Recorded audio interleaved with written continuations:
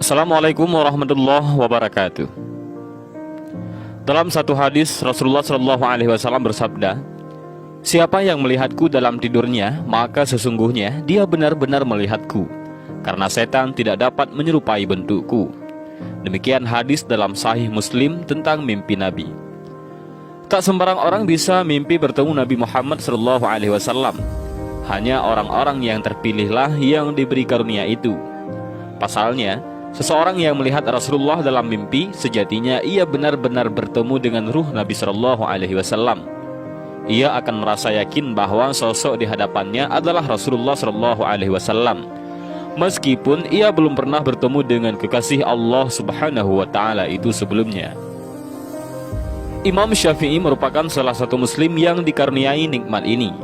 Dalam Manaqib Al-Imam Asy-Syafi'i, Imam Fakhrur Razi menuliskan kisah Imam Syafi'i yang mimpi bertemu Nabi Muhammad Sallallahu Alaihi Wasallam.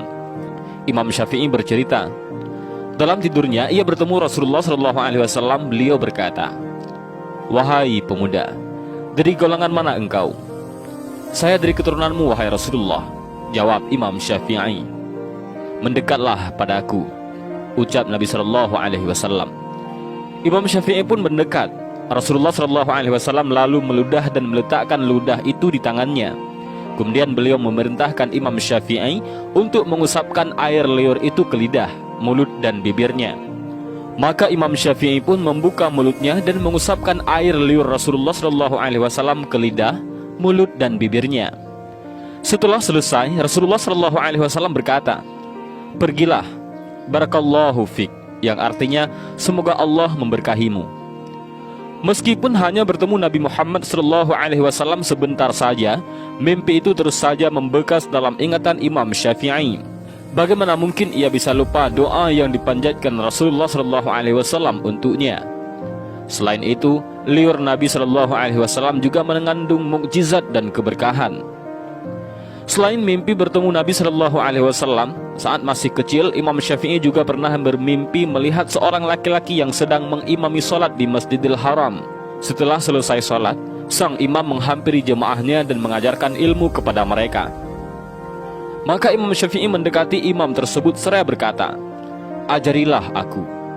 Tanpa disangka-sangka, imam Masjidil Haram itu justru mengeluarkan timbangan dari lengan bajunya, kemudian memberikannya kepada Imam Syafi'i kecil dan berkata, "Hadakallah," yang artinya semoga Allah memberimu hidayah. Imam Syafi'i tak mengerti maksud dari mimpinya ini.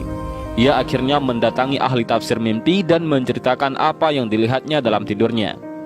Sang ahli tafsir mimpi itu berkata, "Sesungguhnya engkau akan menjadi imam dalam perkara ilmu yang berada di jalan sunnah. Karena Imam Masjidil Haram adalah imam yang paling baik di antara yang lain. Mengenai timbangan, itu berarti kelak engkau akan memahami hakikat sesuatu." Dan demikianlah mimpi-mimpi yang dialami Imam Syafi'i rahimahumullah. Apa yang dilihatnya bukanlah bunga tidur semata, melainkan tanda-tanda bahwa kelak ia akan menjadi imam mulia yang pengaruh ilmunya dapat diteguk orang-orang di sepanjang zaman. Dan inilah sedikit kisah tentang Imam Syafi'i yang bermimpi bertemu Nabi Muhammad Sallallahu Alaihi Wasallam dalam tidurnya. Mudah-mudahan kisah ini bermanfaat. Wallahu a'lam bishawab. Assalamualaikum warahmatullahi wabarakatuh.